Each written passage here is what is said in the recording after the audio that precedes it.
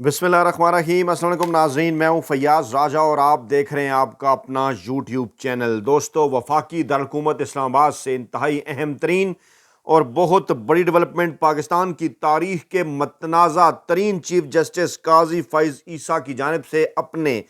दो साथी जजेस पर शर्मनाक हमला किया गया है। इन दो साथी जजेस में मुस्तकबिल के chief justice justice Munib Akhtar और मुस्तकबिल की पाकिस्तान की पहली खातून चीफ जस्टिस आयशा मलिक भी शामिल हैं। पाकिस्तान तहरीक इंसाफ ने इस मामले पर इंतहाई सख्त रद्द अमल दिया है और इस वक्त इस्लामाबाद के सियासी और जो सहाफ़ती हल्के हैं मौजूदा सूरत हाल के अंदर इस मामले को इंतहाई अहम इसलिए भी करार दे रहे हैं कि इस वक्त बातचीत चल रही है जनाब दो बड़ी तैनातियों की इस्लामाबाद के अंदर। मामले की तफसीलात में जाने से पहले बैकग्राउंड बताना आपको अज़द ज़रूरी कि इमरान खान का पाकिस्तान तहरीक इंसाफ का रास्ता रोकने के लिए माफिया हैंडलर्स और सहूलतकारों की जानिब से जो प्लान तरतीब दिया गया है, उस प्लान के अंदर ये बात शामिल है कि पाकिस्तान के दो अहम तरीन इदारे और उन दो अहम तरीन इदारों के सरबराहान,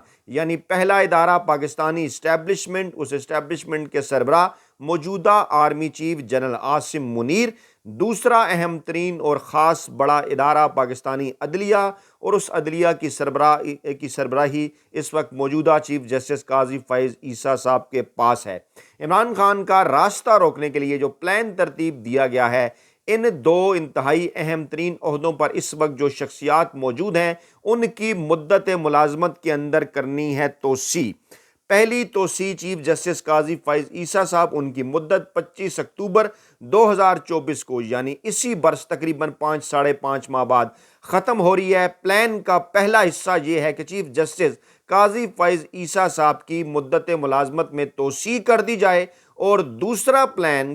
का अगला जो हिस्सा है वो मौजूदा army chief general Asim Munir साहब की जो मुद्दत मुलाजमत है जो नवंबर 2025 के अंदर ख़त्म हो रही है, उसके अंदर भी तोसी कर दी जाए। प्लान ये बनाया गया है जो कि ग्रेटर प्लान है, अगले बरसों में भी, अगले 4-5 बरसों के अंदर भी इमरान खान का रास्ता रोकने के लिए। लेकिन वो कहते हैं कि एक प्लान इंसान बनाता है और एक प्लान अल्लाह पाक का होता है, अल्लाह ताला का होता है। इमरान खान इस पर बात भी कर चुके,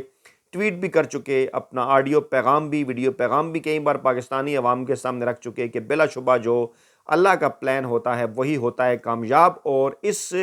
दफ़ा 8 फरवरी 2024 के दिन भी यही हुआ कि माफिया हैंडलर्स और सहूलतकारों ने जो इमरान खान के ख़िलाफ़ प्लान बनाया था वो प्लान जनाब मुकम्मल तौर पर नाकामी से दो चार हुआ। मामले का मज़ीद बैकग्राउंड भी आपके सामने रखते हैं क्योंकि राना सनाउल्लाह की जानिब से इस शर्मनाक हमले में सहूलतकारी की गई है। जो शर्मनाक हमला पाकिस्तान की तारीख के मतनाज़ा तरीन चीफ जस्टिस काजी फ़ैज़ ईसा साहब की जानिब से मुस्तकबिल के चीफ जस्टिस मुनीब अख्तर और मुस्तकबिल की खातून चीफ जस्टिस, पहली खातून chief justice justice Ayesha Malik के ऊपर किया गया है शर्मनाक हमला। इसकी सहूलतकारी जो है, इसकी जो खिदमात हैं वो राना सनाउल्लाह से हासिल की गई हैं और उसमें ट्विन तारड़ का जिक्र भी है, उनका नाम भी लिया जा रहा है। जो वफाकी वज़ीर कानून हैं आज़म नज़ीर तारड़ और उससे पहले वफाकी वज़ीर इत्तलात जो हैं अताउल्लाह तारड़, उनके मामलात के ऊपर भी जनाब रोशनी डालते हैं। लेकिन पहले आपको एक नई लेटेस्ट डेवलपमेंट के मौलाना फजल रहमान ने हैरान कुन तौर पर पाकिस्तान तहरीक इंसाफ के साथ मंसूब जो दिन कर दिया गया है 9 मई, उस 9 मई के दिन को मनाने का फैसला किया है। जी हाँ, जिस दिन 9 मई की जो है वो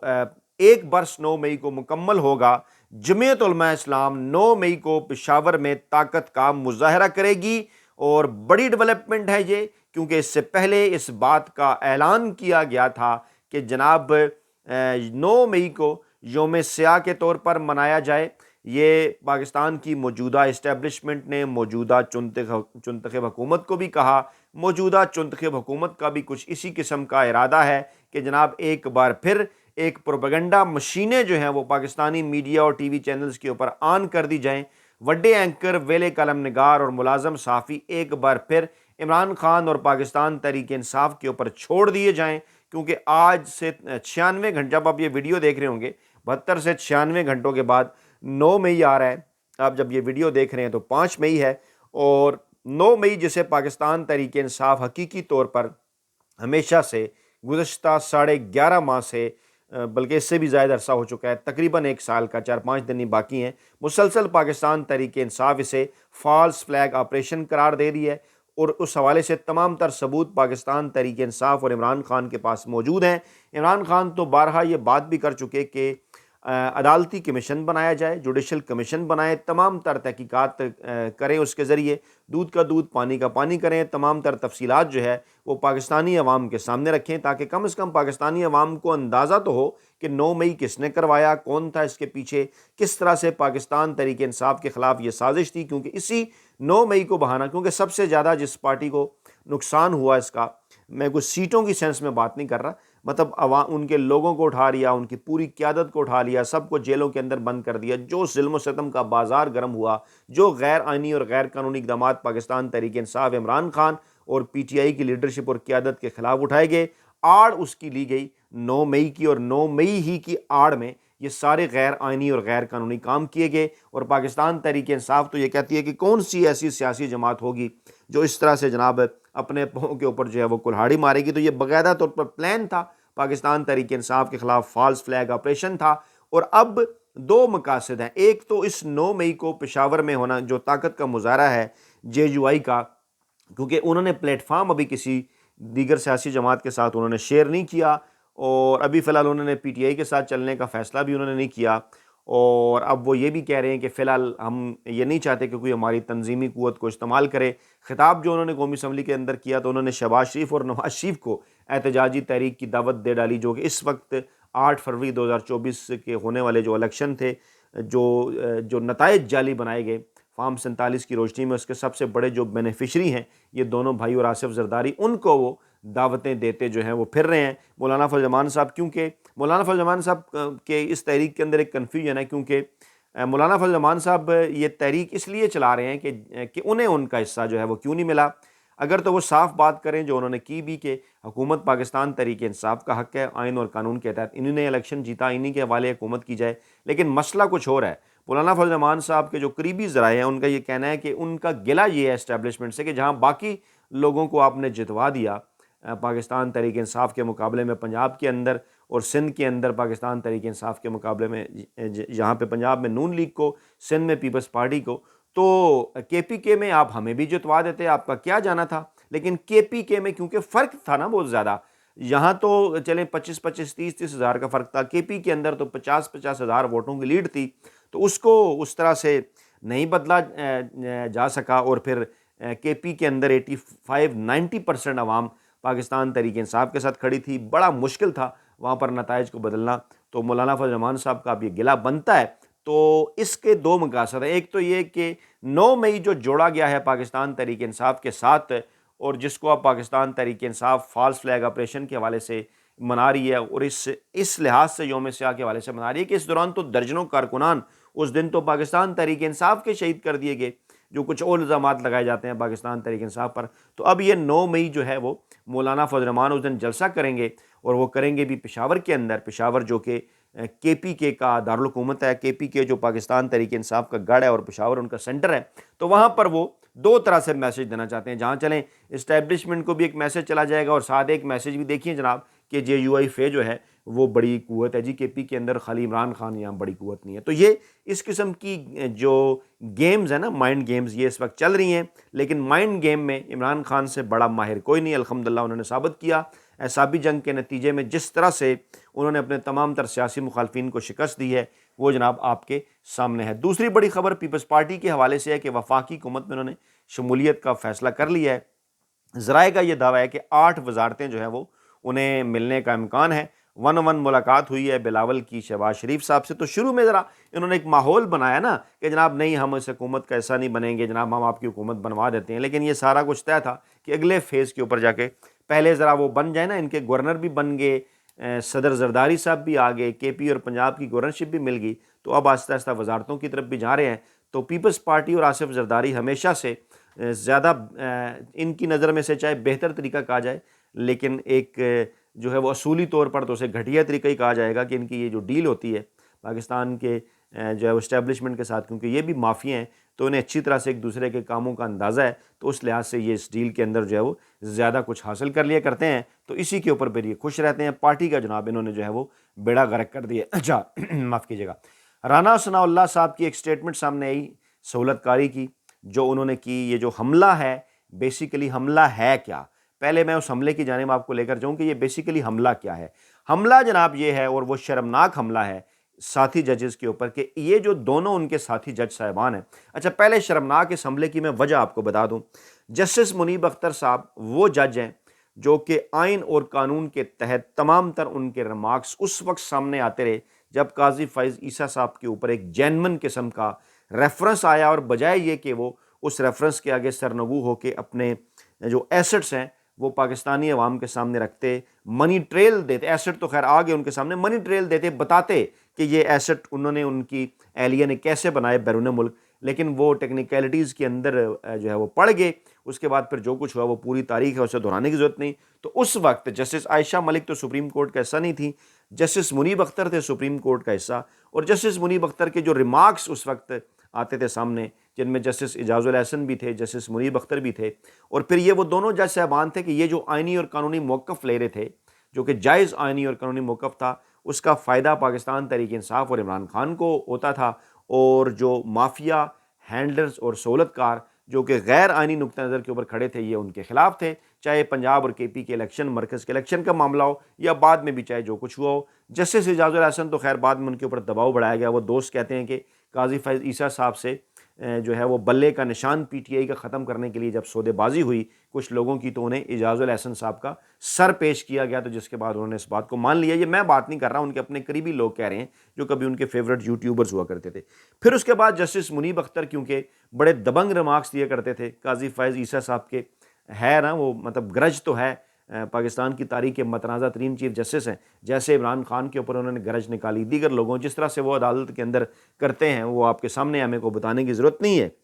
ان کے ساتھی جو ان کے فیورٹ یوٹیوبرز ہیں، کسی دور میں ان کے بڑے قریب ہوا کرتے تھے، وہ خود بتا رہے ہیں کہ قاضی فائز عیسیٰ صاحب نے کیسے انہیں مایوس کیا، اور یہ تو پکے ہی جناب علی اسٹیبلشمنٹ کے ساتھ الائن نکلے۔ تو خیر اب حملہ بیسیکلی اس کی وجہ یہ ہے کہ منیب اختر کو بھی اب نہیں پسند کرتے قاضی فائز عیسیٰ صاحب۔ جسٹس عائشہ ملک بھی کیونکہ ریمارکس دیتی ہیں آئین اور قانون کی روشنی میں، فل کورٹ میٹنگ ہوئی، دوسرے بینچ کا اجلاس ہوا،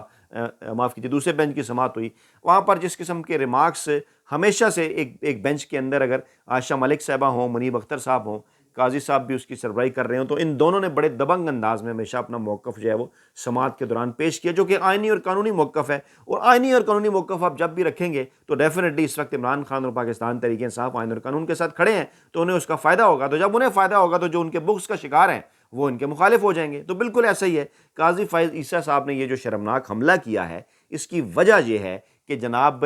یہ دونوں جو جج صاحبان ہیں یہ انہیں ذاتی طور پہ پسند نہیں ہے۔ اچھا اب یہ حملہ کیا ہے؟ شرمناک حملہ یہ ہے کہ یہ جو دونوں مستقبل کے چیف جسٹس صاحبان ہیں، انہیں کسی طریقے سے بھی روکا جائے یہ چیف جسٹس نہ بن سکیں۔ یہ جناب سپریم کورٹ کے ذرائع کا بھی دعویٰ ہے، ان دونوں ججز کے قریبی ذرائع کا دعویٰ ہے کہ قاضی فائز عیسیٰ صاحب کی یہی خواہش ہے، اور اس خواہش کا اظہار انہوں نے ذرائع کا یہ دعویٰ ہے کہ